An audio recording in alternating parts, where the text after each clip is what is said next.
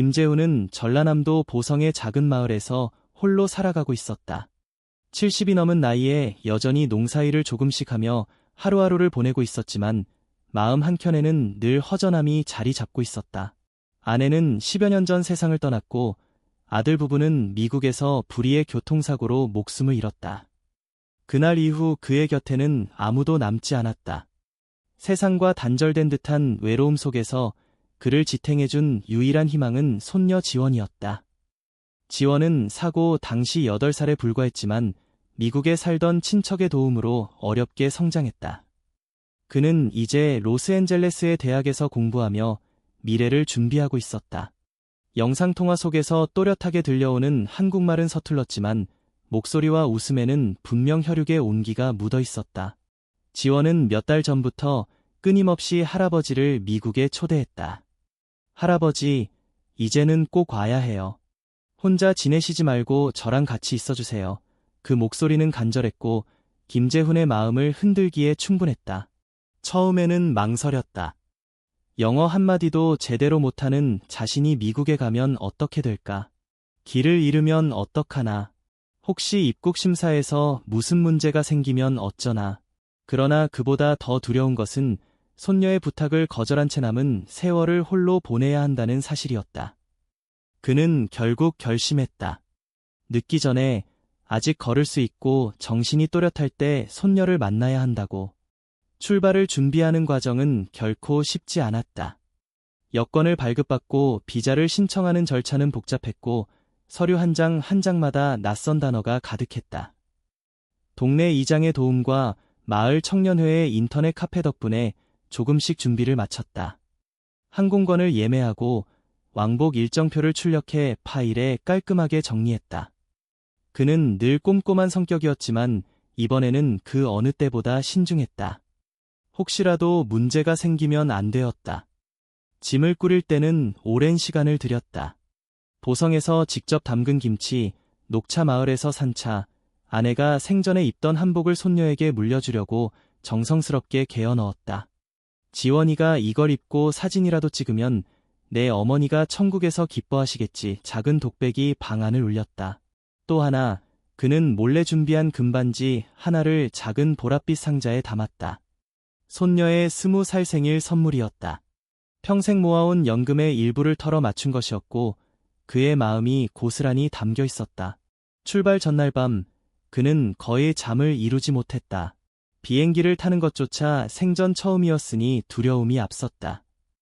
하지만 눈을 감을 때마다 영상통화 속에서 웃던 지원의 얼굴이 떠올랐다. 할아버지, 제가 공항에 직접 마중 나갈게요. 걱정하지 마세요. 그 말이 귀에 맴돌며 작은 용기를 주었다. 다음 날 새벽, 그는 이웃들의 배웅을 받으며 김포공항으로 향했다. 고향 마을 사람들은 모두 놀라워했다. 평생 바깥 세상에 나가본 적 없는 김재훈이 미국에 간다니 그것은 작은 사건이었다. 잘 다녀오셔요. 손녀 꼭 만나고 건강히 돌아오셔야 합니다. 이웃 아주머니가 눈시울을 붉히며 말했다. 그는 미소로 답했지만 마음속에서는 왠지 모를 긴장이 커져갔다. 비행기에 오르자 세상은 완전히 낯설어졌다. 안내방송은 영어와 한국어가 번갈아 나오지만 영어는 잡음처럼 들릴 뿐이었다. 승무원의 미소가 그를 안심시켰으나 16시간을 날아가야 한다는 사실은 막막하게 다가왔다. 창밖에 펼쳐진 하늘은 끝이 없었고 그는 그 속에서 과거와 현재 그리고 다가올 미래를 교차해 떠올렸다.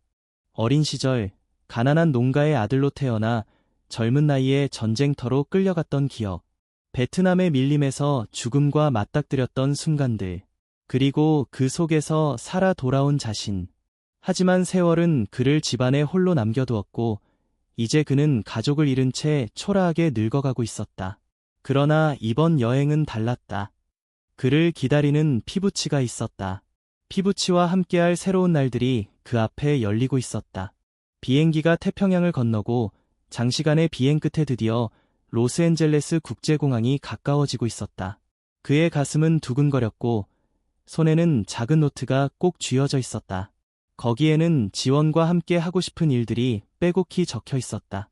한인타운 가서 설렁탕 먹기, 같이 한강처럼 큰 강가 산책하기, 옛날 사진 보여주기, 지원이랑 같이 한국어 시집 읽기 단순한 목록이었지만 그의 인생에 남은 가장 소중한 바람들이었다. 착륙 안내 방송이 나오자 그는 무릎 위에서 두 손을 맞잡았다.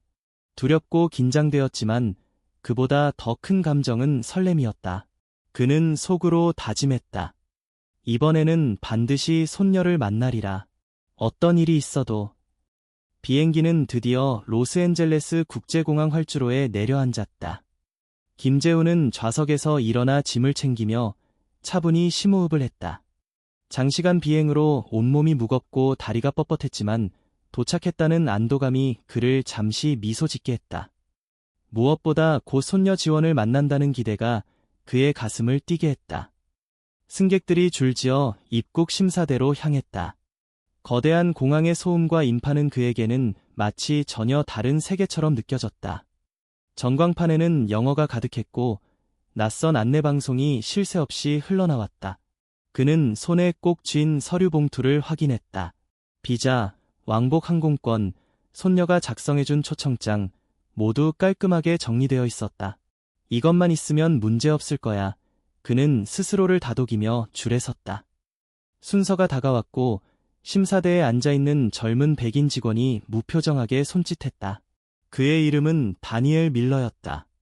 다니엘은 피곤한 듯 지루한 표정으로 여권을 펼쳐들었다. 퍼퍼스 오브 비지트, 빠른 영어가 날아왔다. 김재훈은 순간 기가 멍해졌다. 준비한 말을 떠올리려 했으며 입술을 달싹였다. 비스이트 마이 그랜도터 발음이 어눌했고 목소리도 떨렸다. 다니엘은 눈썹을 찌푸리며 다시 물었다. How long will you stay? 김재훈은 몇 번이나 연습했던 문장을 떠올리며 조심스레 말했다. 3X. 리턴 티키트 히어. 그는 항공권을 내밀었지만 다니엘은 시큰둥하게 고개를 저었다. 신문은 계속 이어졌다. 직업, 재정 상태, 머무는 주소를 물어왔으나 김재훈은 더듬더듬한 영어와 손짓으로 간신히 답할 뿐이었다. 준비해온 서류를 보여주어도 다니엘의 눈빛에는 의심이 사라지지 않았다. Do you have anyone else in the US? 라는 질문에 그는 순간 얼어붙었다. 아들 부부가 이미 세상을 떠났다는 사실을 어떻게 설명해야 할지 몰랐다. 노온니 그랜도터 간단히 답했지만 다니엘은 얼굴을 굳힌 채 서류를 이리저리 살폈다. 서류 봉투를 거칠게 탁자 위에 내려놓으며 다니엘은 차갑게 말했다. Step aside. Secondary inspection. 통역은 제공되지 않았다. 그저 손짓에 따라 그는 작은 방으로 안내되었다. 창문 없는 좁은 대기실, 벤치에는 이미 여러 명의 사람들이 앉아 있었다. 어떤 이는 얼굴을 파묻고 울고 있었고 어떤 이는 격하게 항의하다 제지당하고 있었다. 그곳의 공기는 무겁고 차가웠다. 김재훈은 구석에 앉아 가방을 품에 안았다. 심장이 빠르게 뛰었다. 잠시 후 다니엘이 들어와 서류를 다시 펼쳐보며 빠른 영어로 무언가 설명했다. 그는 알아듣지 못했지만 목소리에는 분명 짜증과 불신이 섞여 있었다. 김재훈은 간절히 말했다. I go back Korea after visit. Only visit granddaughter. 플리즈. 그러나 다니엘은 고개를 저으며 형식적인 문서를 내밀었다. 그것은 임시 입국 거부 통지서였다. 순간 그의 눈앞이 아득해졌다. 마치 세상이 닫혀버린 듯했다. 왜 안 되는 거지? 마음속에서 질문이 끊임없이 맴돌았다. 그는 분명히 왕복 항공권을 가지고 있고 비자도 합법적이었으며 머물 곳도 손녀의 주소로 명확했다. 그러나 그의 말을 들어주는 이는 없었다. 시간은 더디게 흘렀다. 주변에서는 누군가가 고향으로 강제 송환된다는 소식을 듣고 통곡했다. 그 모습을 보며 김재훈은 자신도 곧같은 운명이 될 거라 직감했다. 지원이 공항에서 자신을 기다리고 있을 터인데 그 사실조차 전해주지 못한 채 되돌아가야 한다니 가슴이 찢어질 듯했다. 그는 가방을 열어 가져온 선물들을 떠올렸다. 김치단지, 차상자, 한복, 그리고 손녀의 생일을 위해 준비한 작은 반지 상자. 그것들을 건네주지도 못하고 돌아가야 한다는 생각에 눈가가 뜨거워졌다. 무엇보다도 이제 다시 미국에 올 용기와 힘은 남아있지 않았다. 이것이 마지막 기회일지도 모른다는 두려움이 몰려왔다. 그는 떨리는 손으로 휴대전화를 꺼냈다. 국제 로밍은 연결이 불안정했고 신호는 희미했다. 손녀에게 전화를 걸어 상황을 알리고 싶었으나 통화 버튼을 눌러도 연결되지 않았다. 화면에 통화 실패라는 문구가 반복해서 떠올랐다. 그는 답답함에 가슴을 움켜쥐었다. 정말 이대로 끝나는 건가? 마음속에서 깊은 좌절이 피어올랐다. 그는 눈을 감았다. 머릿속에는 손녀의 얼굴이 떠올랐다. 밝게 웃으며 할아버지, 기다릴게요 라고 말하던 그 목소리. 그 목소리가 점점 멀어지는 것만 같았다. 하지만 동시에 오래된 기억 하나가 떠올랐다. 지갑 속에 보관해둔 낡은 사진. 젊은 시절 전쟁터에서 찍었던 사진 속 자신과 낯선 미군들의 얼굴. 그리고 그중 한 사람, 로버트 존슨이라는 이름. 그 기억은 희미했지만 뚜렷한 빛을 내며 가슴속에서 살아났다. 공항의 소음 속에서 그는 무언가 결심해야 한다는 압박을 느꼈다. 자신을 믿어주는 사람은 이곳에 없었다. 그러나 어쩌면 아주 멀리 반세기 전의 인연이 지금 이 순간을 위해 남아있는지도 몰랐다. 김재훈은 주머니에서 낡은 지갑을 꺼내 들었다. 손때 묻은 가죽은 세월의 흔적을 고스란히 간직하고 있었다. 그는 지갑을 열며 깊은 숨을 내쉬었다. 아직은 희망의 끈을 완전히 놓을 수 없었다. 김재훈은 지갑을 다시 닫고 무릎 위에 올려두었다. 그러나 그것을 쥔 손은 여전히 떨리고 있었다. 좁은 대기실 안은 사람들의 탄식과 한숨으로 가득했고 공항 특유의 차가운 형광등 불빛은 그 불안을 더욱 도드라지게 했다. 의자에 앉아있는 사람들은 각자의 사연을 품은 채 침묵하거나 억울함을 호소하며 목소리를 높였다. 어떤 이는 경찰에 끌려가며 울부짖었고 어떤 이는 지친 듯 고개를 푹 숙이고 있었다. 김재훈은 그 모든 풍경 속에서 홀로 앉아 있었다. 입국 심사대에서 받은 종이를 다시 꺼내보았지만 거기 적힌 영어 문장들은 그에게 아무 의미도 없는 낯선 기호일 뿐이었다. 그는 고개를 흔들며 다시 가방을 붙잡았다. 눈을 감으면 손녀 지원의 얼굴이 떠올랐다. 아버지를 닮은 큰 눈, 영상통화 속에서 흔들리던 웃음. 지금쯤 공항 입구에서 자신을 기다리고 있을 것이다. 핸드폰으로 몇 차례 전화를 걸었지만 신호가 잡히지 않았고 메시지 하나조차 보낼 수 없었다. 이대로 돌아가야 하나 그 생각이 마음속에서 점점 무겁게 내려앉았다. 비행기에서 내릴 때만 해도 두근거리던 설렘은 사라지고 대신 차가운 두려움이 그를 감쌌다. 이곳에서 쫓겨나 다시 한국으로 돌아간다면 다시는 미국 땅을 밟지 못할 것이다. 체력도, 용기도, 돈도 남아있지 않았다. 이번이 마지막 기회였다. 그런데 그 마지막이 이렇게 허무하게 끝나려 한다니 견딜 수 없는 허탈감이 몰려왔다. 그는 자신이 준비해온 선물들을 떠올렸다. 아내가 생전에 고이 보관했던 한복, 직접 담근 김치, 보성에서 사온 차. 무엇보다 손녀의 20살 생일을 위해 준비한 작은 반지 상자. 그것들을 건네주지 못한 채 돌아가야 한다는 사실이 그의 가슴을 저며왔다. 눈가가 뜨겁게 젖어들었지만 그는 눈물을 참으려 애썼다. 이곳에서 눈물을 흘린다고 해서 아무것도 달라지지 않기 때문이었다. 잠시 후 공항 직원 한 명이 대기실에 들어와 이름을 부르며 몇몇 사람을 불러냈다. 그들은 순서대로 호명되어 어두운 복도로 사라졌다. 김재훈은 자신의 이름이 불리지 않을까 긴장했지만 이번에는 다행이 아니었다. 그러나 언젠가는 자신도 불려나가 비행기에 태워질 것이라는 예감이 그를 올감했다. 그는 다시 한번 휴대전화를 들었다. 신호는 여전히 불안정했다. 통화를 시도했지만 연결할 수 없습니다. 라는 문구만 반복되었다. 손녀에게 단 한마디라도 전하고 싶었다. 나는 여기 있다. 너를 만나고 싶다. 하지만 그마저도 허락되지 않았다. 시간은 더디게 흘렀다. 시계를 보니 이미 도착한 지 2시간이 넘었다. 손녀는 분명히 걱정하고 있을 것이다. 공항 도착 게이트에서 흘러나오는 인파 속에서 할아버지를 찾고 있을지도 모른다. 혹시 할아버지가 길을 잃었나, 아니면 무슨 일이 생겼나 그렇게 생각하며 눈물 짓고 있을 손녀의 얼굴을 떠올리자 가슴이 미어졌다. 그는 고개를 떨구었다. 그리고 다시 지갑을 열었다. 오래된 가죽 지갑 속에는 젊은 시절의 사진이 고이 들어 있었다. 베트남 밀림에서 찍은 흑백 사진. 젊은 자신과 3명의 미군이 어깨동무를 하고 있었다. 당시 20살간 넘은 청년 김재훈은 통신병으로 근무 중이었고 한 전투에서 중상을 입은 미군들을 구해냈다. 그는 총탄이 빗발치는 숲속을 헤치며 부상병들을 끌어냈다. 그중 한 명이 로버트 존슨이라는 이름의 중이었다. 그날 이후 로버트는 몇 차례 편지를 보냈다. 서툰 한글 인사말이 적힌 편지와 함께 영어로 된 감사의 말. 마지막 편지에는 이렇게 적혀 있었다.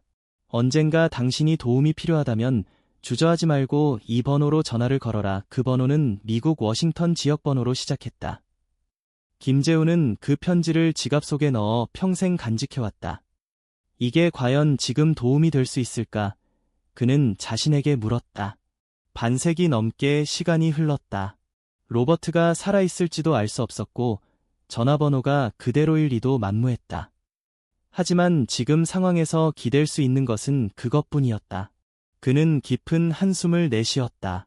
손녀에게 갈 수 없다면 적어도 최선을 다해야 한다. 희망의 끈을 완전히 놓아버리기 전에 마지막 시도를 해봐야 했다. 지갑 속에서 낡은 편지를 꺼내 손가락으로 더듬었다.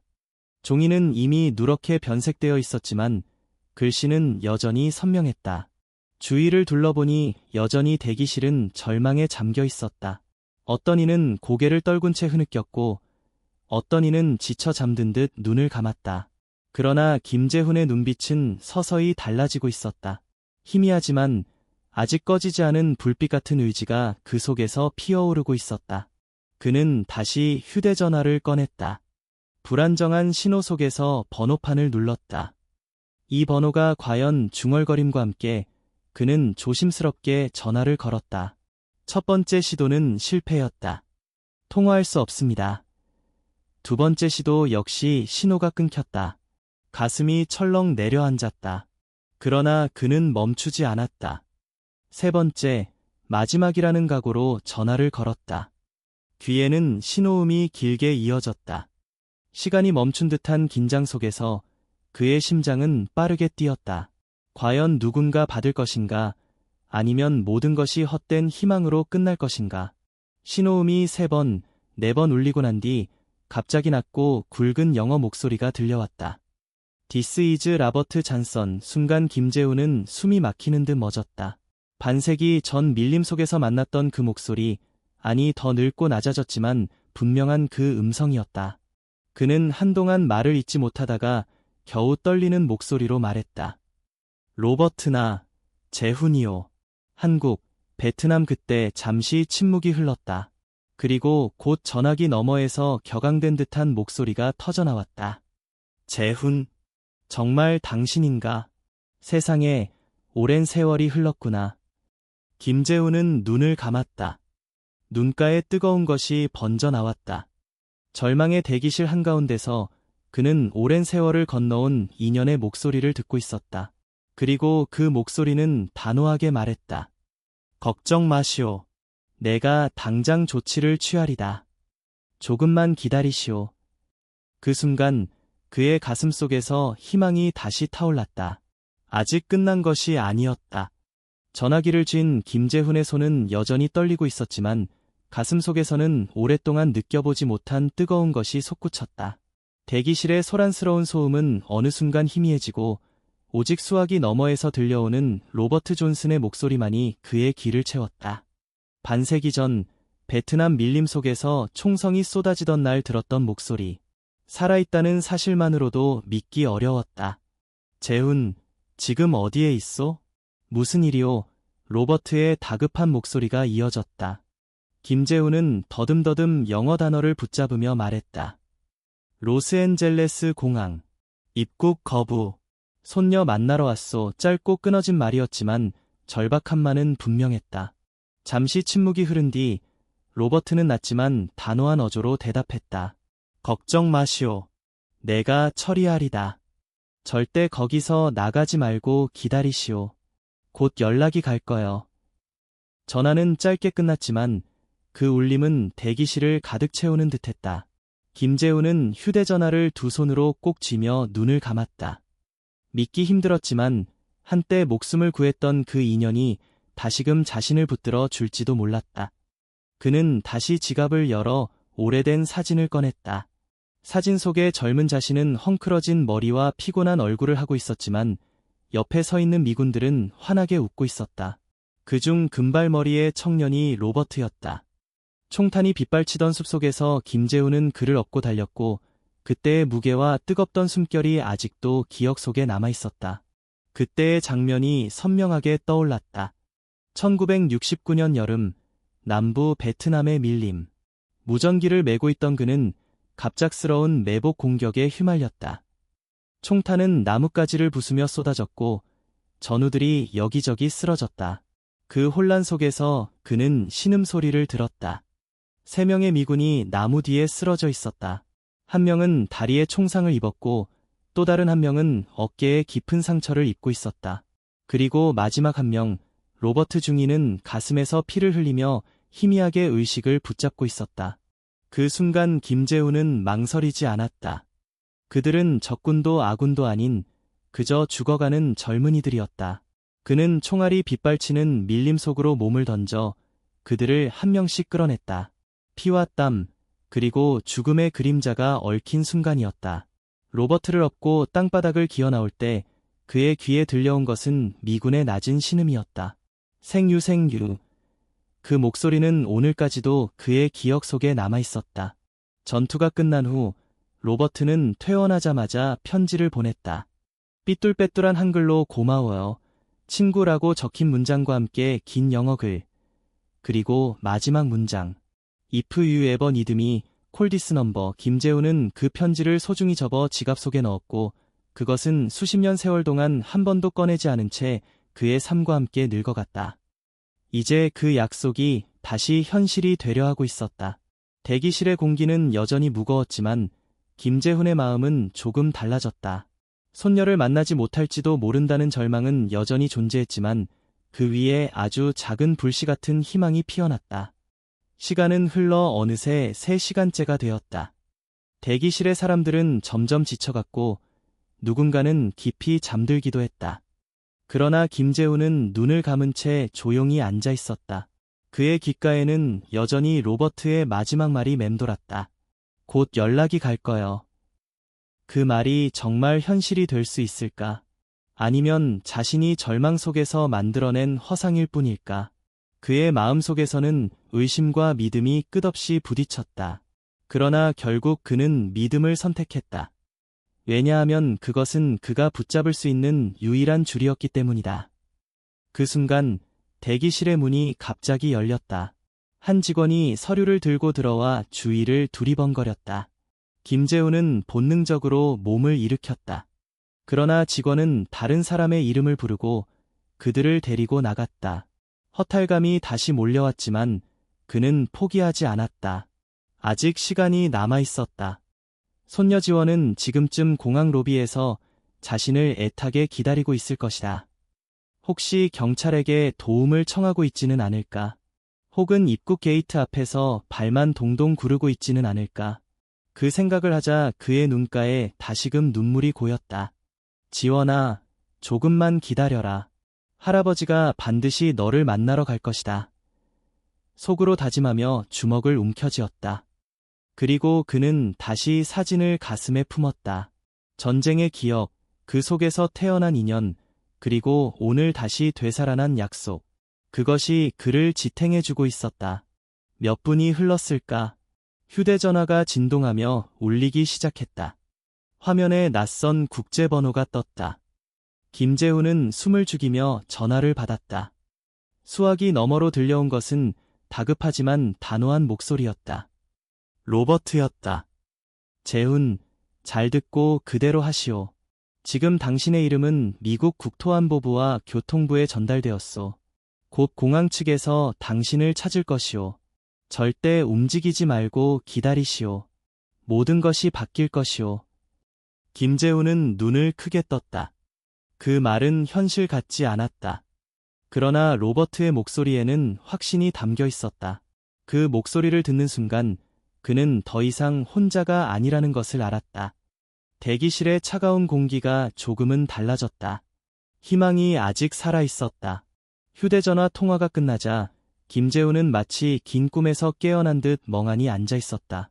대기실은 여전히 낯설고 공기는 무겁게 내려앉아 있었지만 그의 가슴 속에서는 또렷한 파동이 일어나고 있었다. 방금 전까지 그는 그저 이름 없는 노인이었고 아무도 귀 기울이지 않는 존재였다. 그러나 이제는 상황이 달라졌다. 반세기 전 밀림 속에서 맺어진 인연이 지금 이 순간을 흔들고 있었다. 시간은 느리게 흘렀다. 분침은 겨우 한 칸 움직였을 뿐인데 그의 손에는 땀이 배어나왔다. 정말 무언가 달라질까? 의심이 고개를 들 때마다 로버트의 단호한 목소리가 떠올랐다. 모든 것이 바뀔 것이오. 10여 분이 지났을까 대기실 바깥에서 분주한 발소리가 들려왔다. 두세 명의 공항 직원이 빠르게 오가며 무전을 주고받았다. 그들의 목소리는 긴박했고 표정은 평소와 달랐다. 대기실 안의 사람들조차 술렁이며 서로 눈치를 보았다. 김재훈은 자신도 모르게 가슴이 뛰었다. 무언가 움직이고 있었다. 잠시 후 문이 열리고 낯선 직원이 들어왔다. 그는 손에 들린 서류를 확인하며 주변을 두리번거리더니 김재훈의 이름을 정확히 불렀다. 김재훈 씨, 이쪽으로 오시죠. 그 순간 대기실의 시선이 일제히 그에게 쏠렸다. 김재훈은 천천히 자리에서 일어나 휴대전화와 지갑을 손에 쥔 채 직원의 뒤를 따랐다. 길고 낯선 복도를 걷는 동안 그는 두 귀로 분명히 들었다. 국토안보부라는 단어, 긴급지시라는 표현이 직원들의 무전기에서 흘러나왔다. 모든 것이 믿기 어려웠다.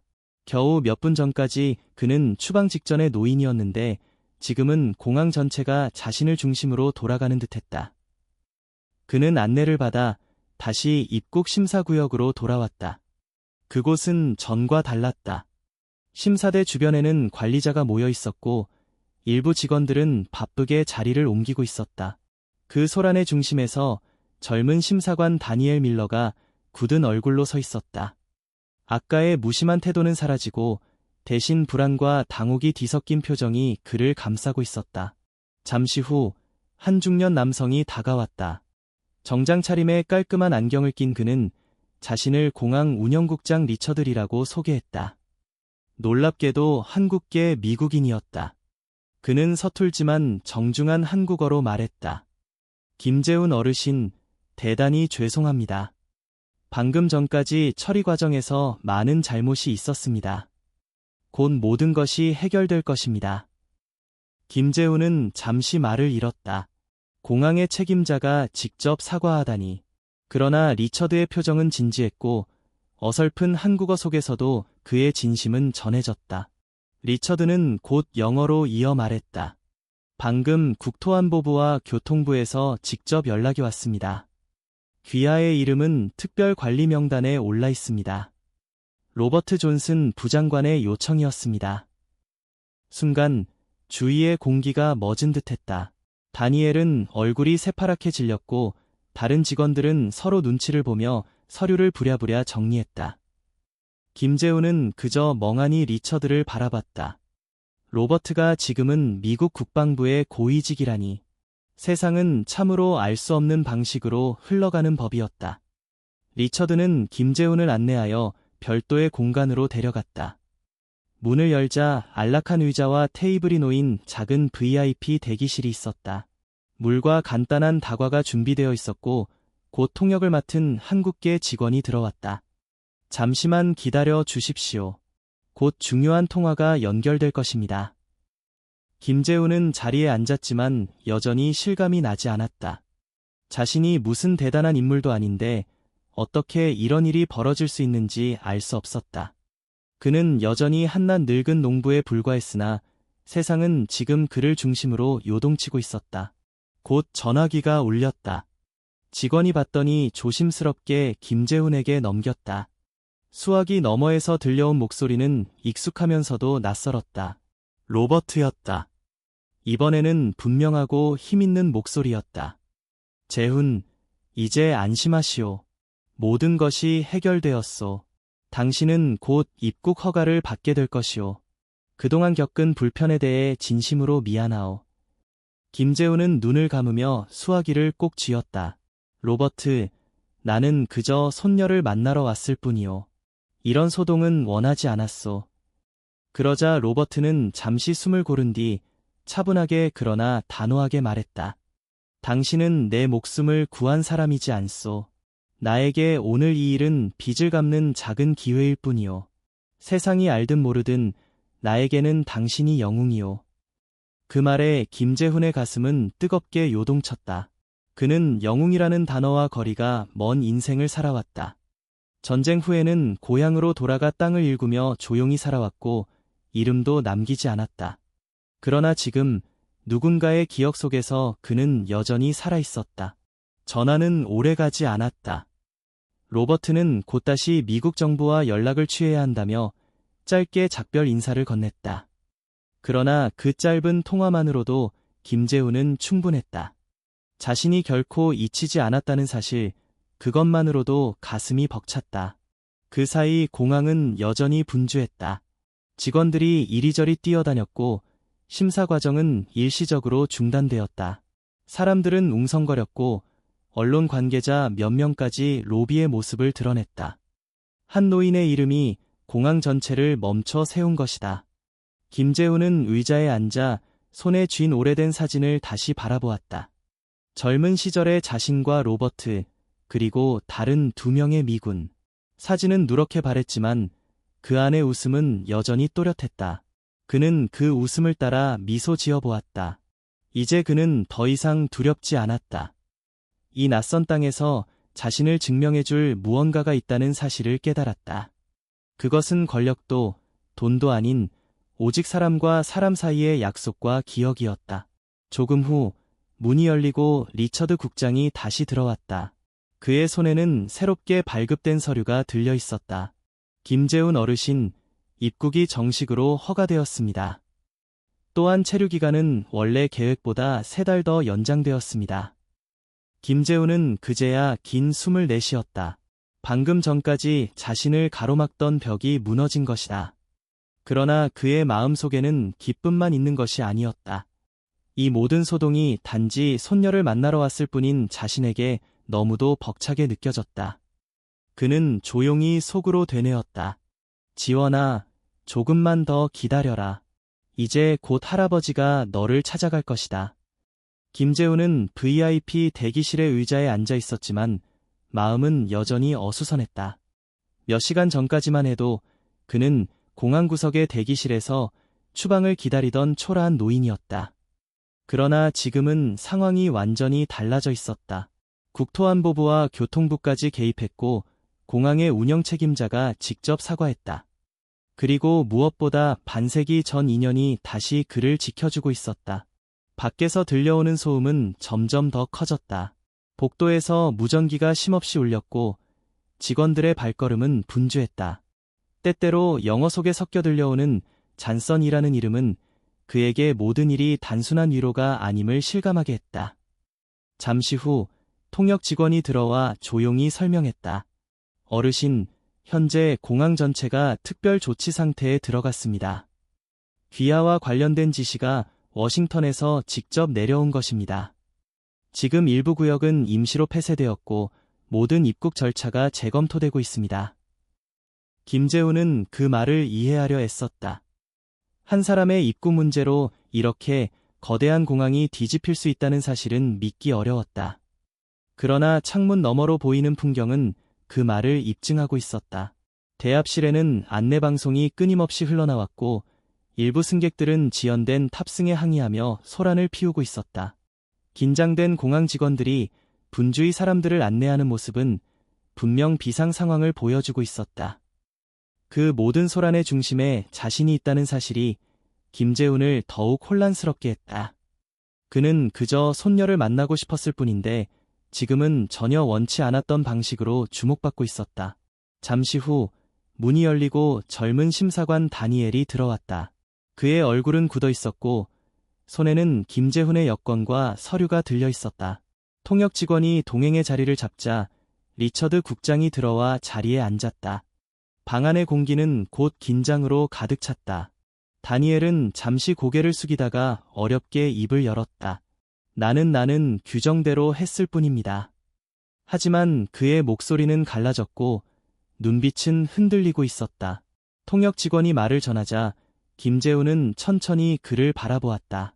김재훈은 한동안 말없이 앉아있다가 낮은 목소리로 말했다. 규정이 사람의 마음을 무시하라고 가르치진 않았을 것이오. 나는 범죄자가 아니오. 단지 손녀를 만나러 온 할아버지일 뿐이오. 그 말은 방 안에 깊게 울려 퍼졌다. 다니엘은 고개를 떨구며 손에 든 여권을 내려놓았다. 리처드 국장은 무겁게 고개를 끄덕였다. 김재훈 어르신 말씀대로입니다. 우리는 때로 규정에 갇혀 사람을 잊어버립니다. 오늘의 사건은 우리 모두에게 큰 교훈이 될 것입니다. 리처드의 목소리는 단호하면서도 진심이 담겨 있었다. 잠시 침묵이 흐른 뒤 다시 소란스러운 발소리가 복도에서 들려왔다. 이번에는 정장 차림의 인물들이 방 안으로 들어섰다. 그 중에는 미국 국방부에서 파견된 관계자도 있었고 현지 군 관계자도 있었다. 그들의 등장은 방 안의 분위기를 더욱 무겁게 만들었다. 그들은 김재훈에게 정중히 인사한 뒤 로버트 존슨의 직접적인 요청으로 긴급 조치가 내려졌음을 공식적으로 전했다. 그리고 김재훈의 입국은 단순한 허가가 아니라 특별한 신분으로 인정되었다고 알렸다. 그는 손녀를 만나는 것뿐 아니라 체류 기간이 크게 연장될 예정이었다. 김재훈은 그저 고개를 끄덕였다. 눈앞에서 벌어지는 상황이 믿기지 않았지만 이제 더 이상 두려움은 없었다. 그저 이 모든 일이 끝나고 손녀의 얼굴을 마주하고 싶은 마음뿐이었다. VIP 대기실 밖에서는 기자들이 몰려들기 시작했다. 한국인 노인이 미군 고위 관계자의 도움으로 공항에서 특별 입국 허가를 받았다는 소문은 삽시간에 퍼졌다.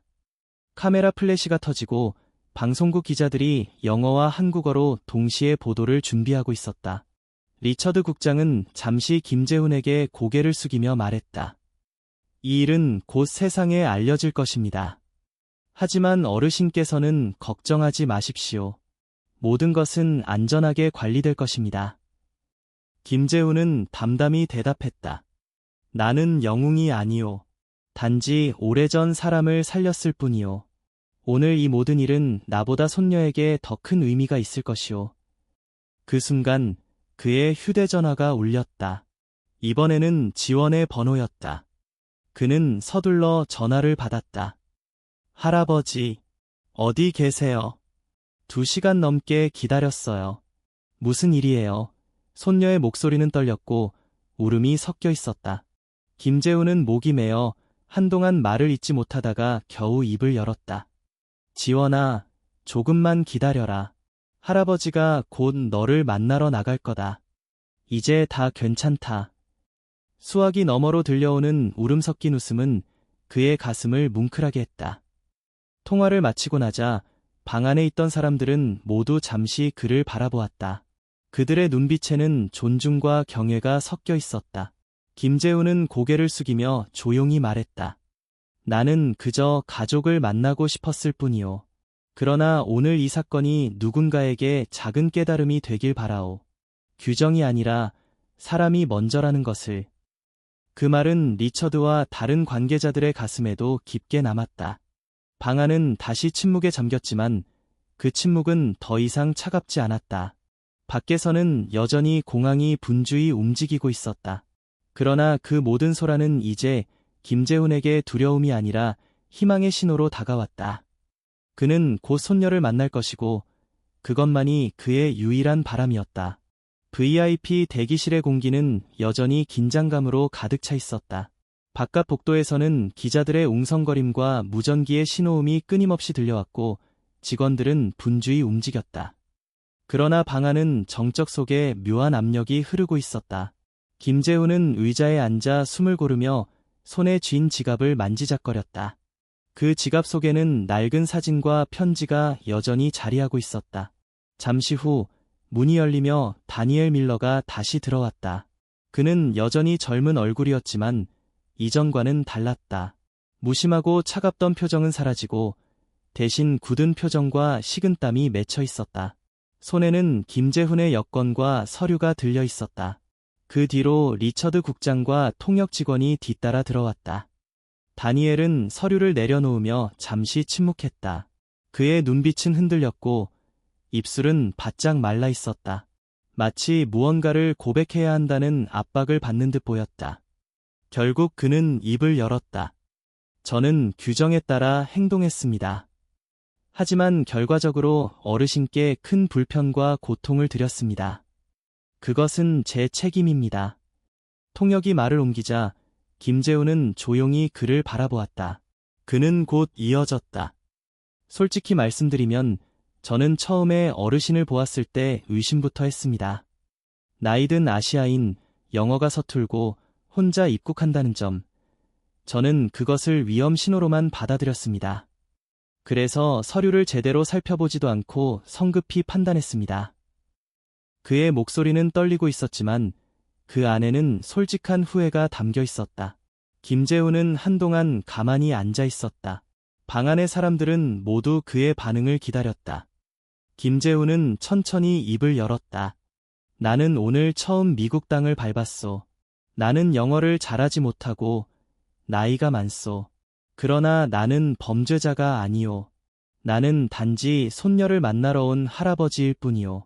그런데 당신은 나를 서류 한 장으로 판단하고 목소리 한 톤으로 단정했소. 나는 사람이 아니라 의심의 대상이 되었소. 그의 목소리는 낮았지만 방안을 깊게 울렸다. 통역이 말을 전하자 다니엘은 고개를 떨구었다. 그는 손가락을 꼬며 말없이 앉아 있었다. 리처드 국장은 조용히 고개를 끄덕이며 말했다. 어르신의 말씀이 맞습니다. 우리는 종종 규정과 절차에 갇혀 사람을 잊어버립니다. 오늘의 사건은 그것을 적나라하게 보여주었습니다. 그러자 다니엘이 다시 고개를 들며 말했다. 저는 제 행동을 변명할 수 없습니다. 하지만 한 가지 말씀드리고 싶습니다. 저의 아버지는 베트남전에 참전한 미군이었습니다. 그는 늘 한국군과 한국 병사들의 용기를 이야기했습니다. 그런데 저는 그 사실을 잊고 있었습니다. 오늘 어르신을 대할 때 저는 그분들의 이야기를 떠올렸어야 했습니다. 그런데 저는 오히려 선입견에 사로잡혀 버렸습니다. 그 말에 방 안의 공기가 다시 무겁게 가라앉았다. 김재훈은 그의 얼굴을 한참 바라보다가 조용히 대답했다. 나는 누군가에게 영웅이 되려고 전쟁터에서 달린 것이 아니오. 그저 사람을 살리고 싶었을 뿐이오. 적군, 아군, 국적 따위는 그 순간 중요하지 않았소. 사람이 죽어가는데 어떻게 외면할 수 있겠소. 그러나 오늘 나는 똑같은 질문을 던지고 싶소. 규정과 절차 뒤에 숨은 당신은 왜 눈앞에 사람을 보지 못했소? 그의 눈빛은 흔들림이 없었다. 방 안에 있던 모든 이가 그 말에 숨을 죽였다. 다니엘은 결국 의자에서 몸을 일으켰다. 그리고 고개를 깊숙이 숙이며 말했다. 죄송합니다. 저는 오늘 큰 잘못을 저질렀습니다. 앞으로 다시는 같은 실수를 반복하지 않겠습니다. 그의 사과는 단순한 형식이 아니었다. 그의 목소리에는 후회와 다짐이 함께 묻어 있었다.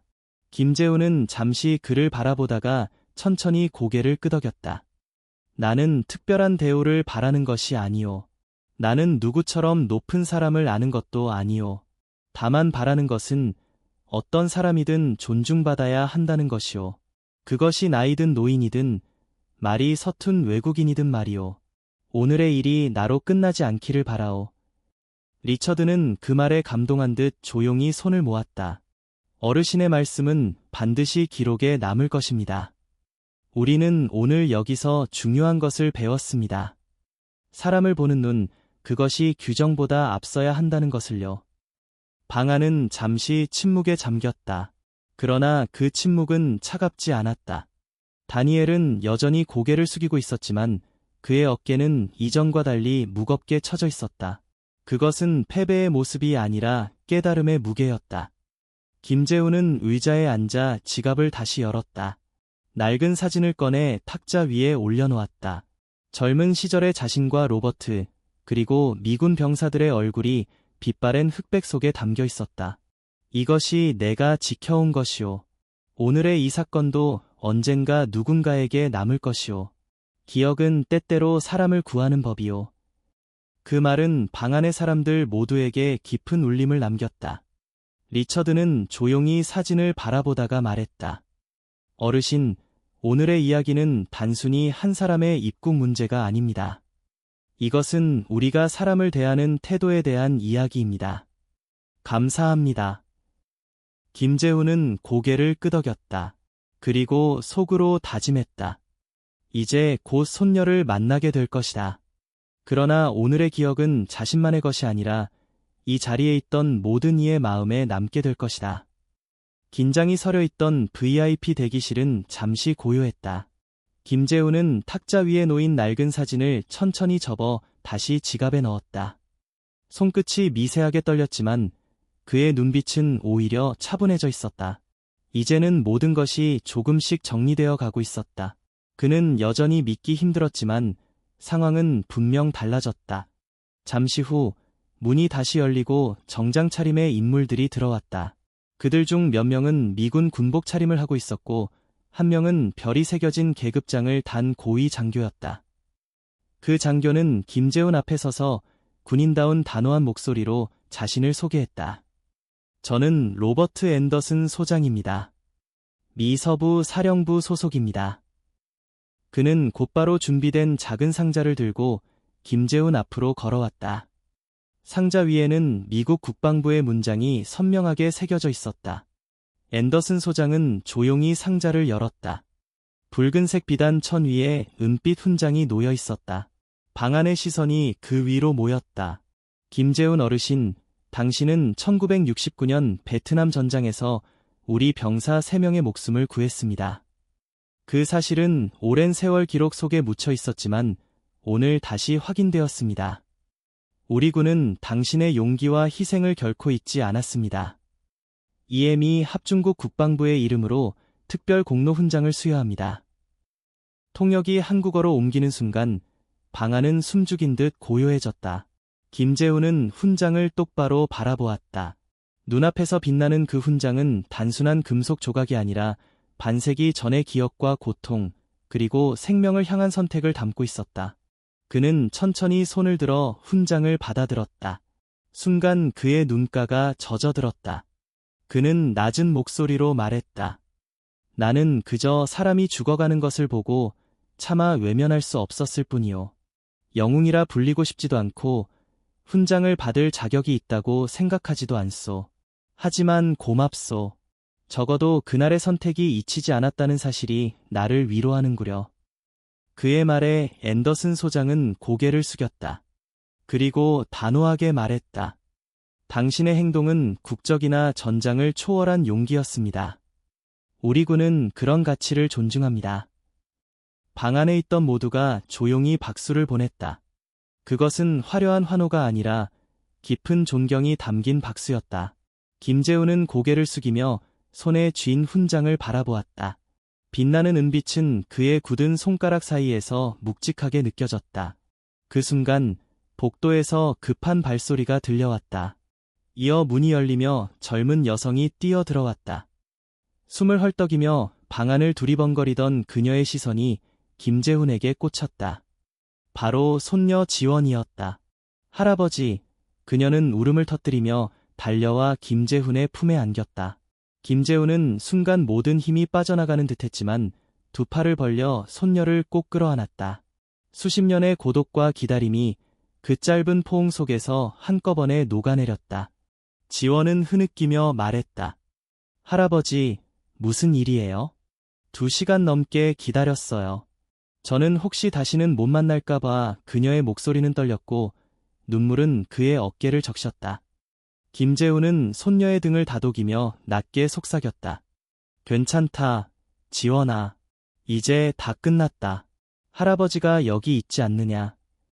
방 안에 있던 사람들은 이 장면을 조용히 지켜보았다. 군 장교들도, 공항 관계자들도, 심지어 다니엘조차 고개를 숙이며 두 사람의 재회를 방해하지 않았다. 잠시 후 지원은 눈물을 닦고 방 안의 사람들을 둘러보았다. 그녀는 여전히 상황을 잘 이해하지 못했지만 분위기로 미루어 할아버지가 특별한 대우를 받고 있음을 직감했다. 리처드 국장이 다가와 그녀에게 조용히 말했다. 당신의 할아버지는 우리 모두에게 귀한 분입니다. 오늘의 이야기는 오래도록 기억될 것입니다. 지원은 놀라움과 자부심이 뒤섞인 눈빛으로 김재훈을 바라보았다. 그동안 자신에게 늘 조용하고 작은 목소리로만 살아온 할아버지가 사실은 큰 역사를 품은 인물이었다는 사실을 처음 알게 된 것이다. 김재훈은 손녀의 손을 꼭 잡으며 말했다. 지원아, 나는 내 곁에 있는 것만으로 충분하다.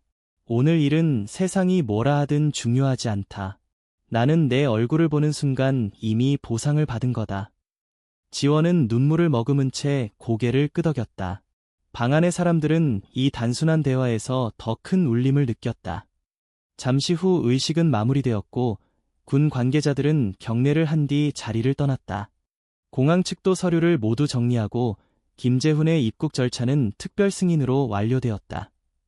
이제 그는 단순한 여행객이 아니라 기빈으로 맞이되는 손님이었다.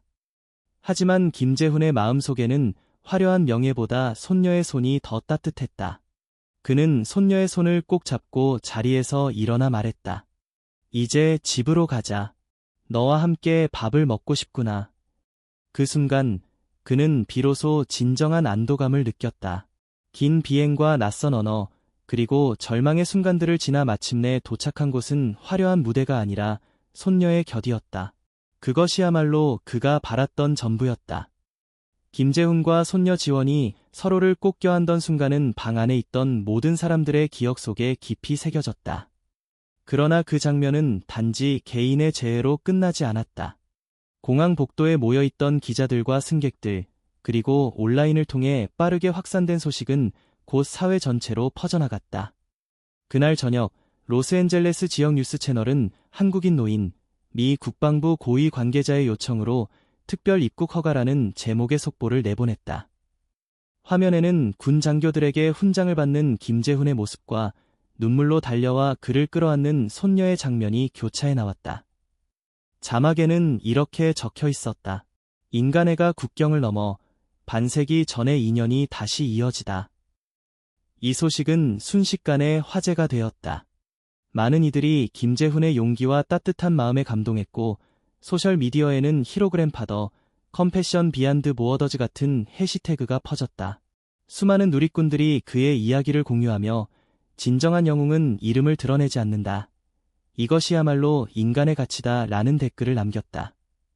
그러나 동시에 다른 목소리도 존재했다. 일부는 냉소적인 반응을 보이며 만약 그가 로버트 존슨을 알지 못했다면 여전히 대기실에서 추방을 기다리고 있었을 것이라고 지적했다. 이것은 한 사람의 인맥 덕분에 해결된 예외일 뿐 수많은 다른 이민자와 여행자들은 여전히 부당한 대우를 받고 있다는 비판도 이어졌다.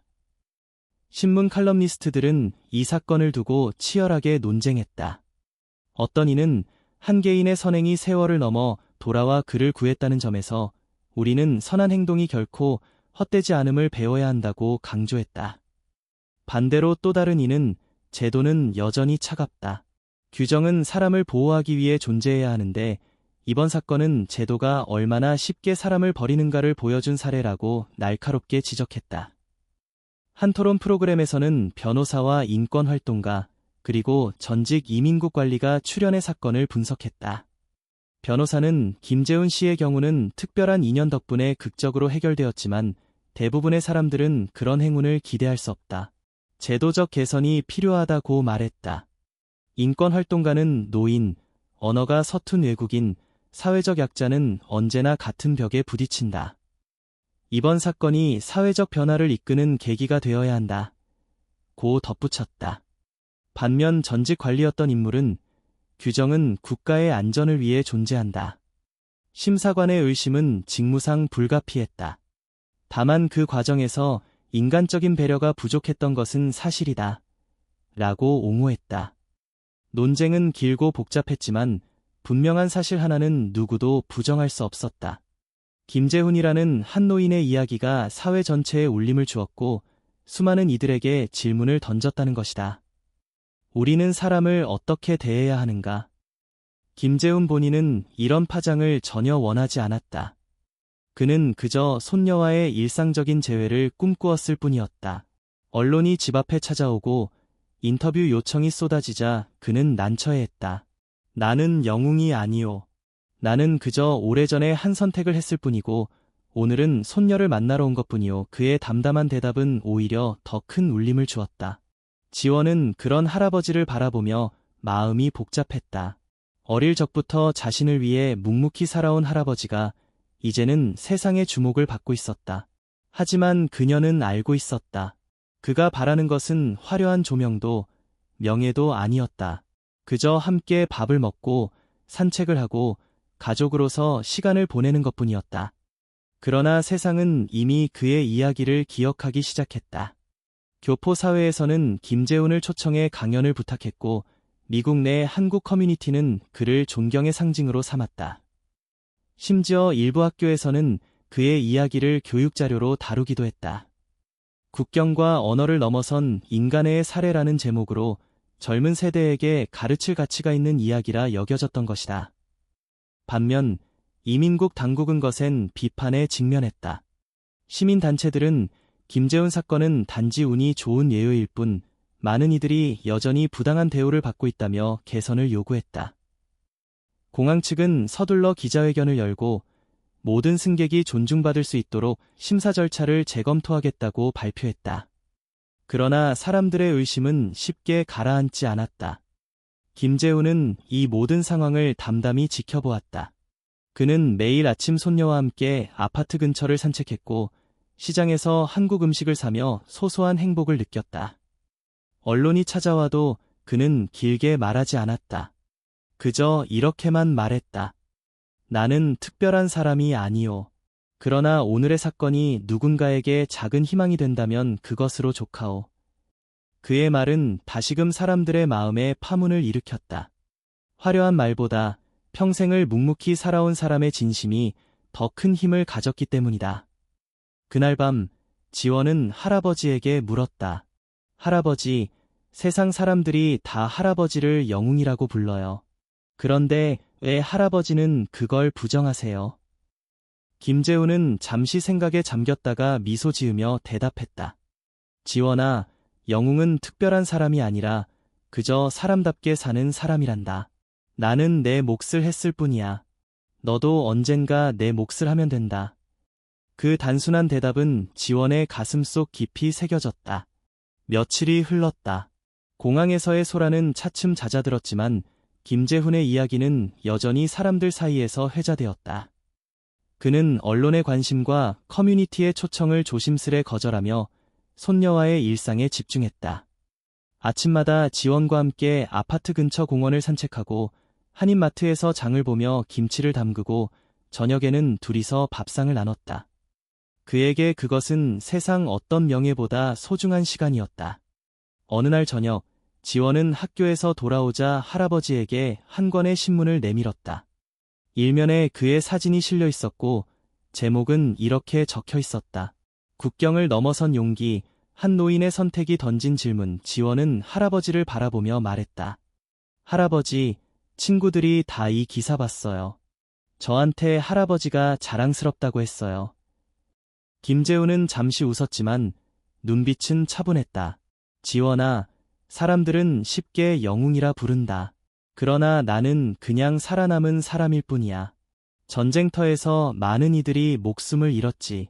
나는 그저 운 좋게 살아남아 밭을 갈고 너를 기다렸을 뿐이다. 영웅은 이름 없는 무덤 속에 누워있는 사람들이란다. 지원은 말없이 그의 손을 잡았다. 그 손은 거칠고 굳은 살로 가득했지만 그 속에는 한평생의 무게가 담겨 있었다. 그날 밤 김재훈은 오랜만에 작은 수첩을 꺼내 글을 쓰기 시작했다. 수첩의 첫 장에는 이미 오래전에 적어둔 구절이 있었다. 사람답게 살자. 그것이 전부다. 그는 새로운 페이지에 천천히 글씨를 이어갔다. 우리는 태어난 곳을 선택할 수 없지만 어떻게 살아갈지는 선택할 수 있다. 그리고 그 선택은 누군가의 생명을, 누군가의 미래를 바꿀 수 있다. 글을 마치고 수첩을 덮었을 때 그는 마음이 한결 가벼워졌다. 며칠 뒤 낯선 편지가 그의 손에 전해졌다. 워싱턴에서 온 것이었다. 보낸 사람은 로버트 존슨이었다. 봉투 안에는 짧은 편지와 함께 오래된 사진 한 장이 들어있었다. 편지에는 이렇게 적혀 있었다. 재훈, 그날 당신이 내 목숨을 구했을 때 나는 단순히 살아남은 것 이상을 얻었습니다. 나는 인생을 새롭게 시작할 수 있었고, 가족을 만들 수 있었고, 오늘에 이르렀습니다. 이 모든 것이 당신 덕분입니다. 나는 곧 한국을 방문할 계획입니다. 그때 우리가 다시 만날 수 있기를 바랍니다. 김재훈은 사진을 들여다보았다. 젊은 시절 전쟁터에서 함께 찍었던 사진이었지만 이번에는 뒷면에 새로 적힌 문장이 있었다. 기억은 사람을 구한다. 그는 그 문장을 읽으며 미소를 지었다. 저녁 식탁에서 그는 지원에게 편지를 보여주었다. 지원은 놀라움과 기쁨이 뒤섞인 표정으로 말했다. 할아버지, 그분이 직접 한국에 오신대요. 꼭 다시 만나야 해요. 그건 역사적인 재해가 될 거예요. 김재훈은 고개를 끄덕였다. 그래, 하지만 역사보다 중요한 건 우리가 친구로 다시 만난다는 사실이지. 시간은 흘러 어느덧 김재훈의 체류 기간은 절반을 지나고 있었다. 그는 미국의 삶에 조금씩 익숙해졌고 무엇보다 손녀와 함께하는 시간이 주는 평화를 만끽하고 있었다. 그러나 동시에 그는 알았다. 언젠가는 다시 한국으로 돌아가야 한다는 것을. 그는 조용히 준비를 시작했다. 지원이 모르는 사이 작은 상자에 편지를 넣어두었다. 거기에는 이렇게 적혀 있었다. 지원아, 할아버지는 오래 살지 못할 것이다. 하지만 걱정하지 마라. 내가 내 곁에 없더라도 너는 이미 충분히 강하다. 세상은 때로 차갑지만 내가 사람을 존중하고 따뜻하게 대한다면 그 자체로 세상을 바꿀 수 있다. 기억해라, 사람답게 사는 것이 가장 큰 용기다. 상자는 서랍 깊숙이 숨겨졌다. 그는 언젠가 자신이 떠난 후 손녀가 그것을 발견하기를 바랐다. 며칠 후 한 대학에서 김재훈을 초청해 학생들에게 이야기를 들려달라고 요청했다. 그는 망설였지만 결국 수락했다. 강당에는 수백 명의 학생들이 모였고 그의 이야기를 경청했다. 그는 화려한 수사를 쓰지 않았다. 다만 조용히 말했다. 전쟁은 많은 것을 빼앗아갔습니다. 하지만 그 속에서도 우리가 지켜야 할 것은 단순했습니다. 눈앞에 사람을 살리는 일, 그것뿐이었습니다. 그 선택이 결국 내 인생을, 그리고 오늘의 나를 만들었습니다. 학생들은 깊은 침묵 속에서 그의 말을 새겨들었다. 강연이 끝나자 한 학생이 손을 들고 물었다. 선생님, 영웅이란 무엇입니까? 김재훈은 잠시 생각하다가 미소 지으며 대답했다. 영웅은 특별한 사람이 아니라 그 순간 옳은 선택을 한 사람입니다. 그의 대답은 강당을 울림으로 채웠다. 며칠 후 김재훈은 다시 일상으로 돌아갔다. 그는 지원과 함께 저녁 산책을 하며 별빛을 올려다보았다. 바람은 차가웠지만 마음은 따뜻했다. 그는 조용히 속삭였다. 이제 나는 충분하다. 나는 내 몫을 다했다.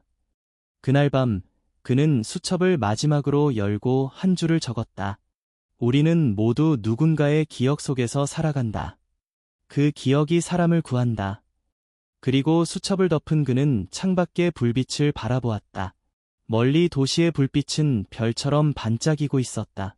그것은 마치 과거와 현재, 그리고 미래를 이어주는 다리처럼 보였다. 그의 삶은 이제 조용히 흘러갔지만 그날 공항에서 시작된 이야기는 여전히 사람들의 마음속에서 살아남아 있었다. 그리고 그 이야기의 마지막 장은 이렇게 남겨졌다. 한 노인의 선택이 세상을 바꾸진 않았지만 적어도 한 사람의 생명을 구했고 그 기억은 반세기를 넘어 다시 돌아와 또 한 사람의 인생을 구했다. 그것이면 충분했다. 김재훈은 눈을 감으며 미소 지었다. 마침내 그는 집으로 돌아온 것이었다.